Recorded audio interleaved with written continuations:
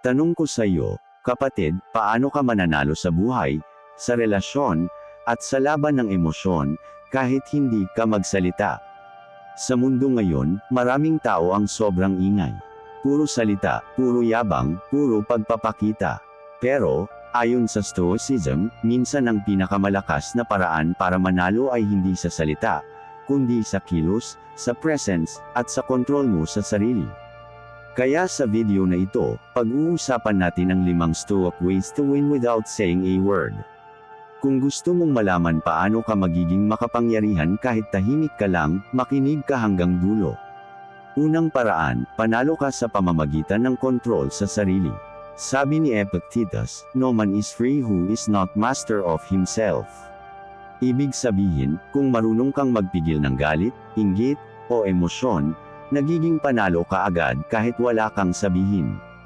Halimbawa, kapag may taong umaasar sa iyo at hindi ka pumapatol, ikaw ang tunay na panalo. Hindi mo kailangan ng sigaw, hindi mo kailangan ng away. Yung katahimikan mo mismo ang nagsasabing, "Hindi ako madaling kontrolin." Kapag natutunan mong i-control ang sarili mo, hindi ka basta-basta matatalo ng kahit sino. Pangalawa, hayaan mong actions mo ang magsalita para sa iyo. Sabi ni Marcus Aurelius, "Waste no more time arguing about what a good man should be. Be one." Hindi mo kailangang ipaliwanag kung gaano ka kagaling o kabuti. Ang gawa mo na mismo ang magsasabi. Halimbawa, kung gusto mong respetuhin ka, huwag kang puro salita. Magpakita ka ng disiplina, tiyaga, at resulta. Sa Stoicism, ang tunay na tagumpay ay tahimik pero malinaw, kasi actions ang ebidensya. Pangatlo, manalo sa pamamagitan ng presence mo mismo. May mga taong hindi kailangan magsalita ng marami, pero pagpasok nila sa isang lugar, ramdam agad ang bigat ng presensya nila. Bakit? Kasi dala nila ang composure, dignity, at calmness. Sabi ni Seneca, "Who is brave is free." Kapag kalmado ka, hindi ka nagmamadali, at hindi ka nagpapadala sa pressure, ikaw ang nagiging sentro ng respeto. Hindi mo kailangan magsalita, dahil ang tindig at aura mo pa lang, sapat na para ipakita na ikaw ang panalo. Pang-apat, panalo ka sa kakayahan mong lumayo. Hindi lahat ng laban ay dapat salihan. Ang Stoics ay naniniwala na ang tunay na tapang ay hindi sa panalo sa argumento, kundi sa kakayahang pumili ng laban.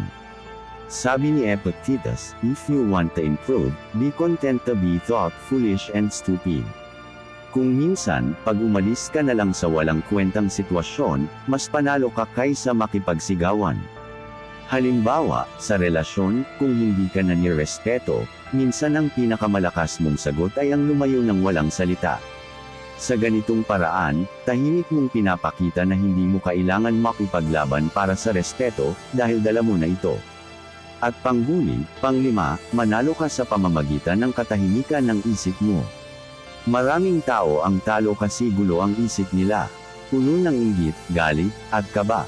Pero ang Stoics, alam nila na kapag kalmado ang isip, kahit tahimik ka lang, panalo ka na. Sabi ni Marcus Aurelius, "You have power over your mind, not outside events. Realize this, and you will find strength." Kung kaya mong panatilihing tahimik at payapa ang sarili mo, kahit may gulo sa labas, wala nang makakatalo sa iyo. Halimbawa, habang lahat ay nag-aaway at naguguluhan, ikaw ay nananatiling composed at kalmado. Sa huli, ikaw ang panalo dahil hindi mo pinayagan ang mundo na sirain ang loob mo. Ngayon, recap natin. Panalo sa self-control. Panalo sa actions kaysa salita. Panalo sa presence. Panalo sa kakayahang lumayo. Panalo sa inner peace. Sa Stoicism, hindi kailangang malakas ang boses mo para maging makapangyarihan. Ang tunay na lakas ay nasa katahimikan, sa disiplina, at sa presence na dala mo. Kaya kapatid, tandaan mo, minsan ang pinakamalakas na sagot ay katahimikan.